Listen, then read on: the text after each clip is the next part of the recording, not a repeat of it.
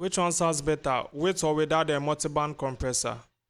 It does magic for me actually when I put it in my master channel. Yeah, it's a very good FL plugin. So you guys need to try this on your master too. So subscribe for more videos like this, and I'll be dropping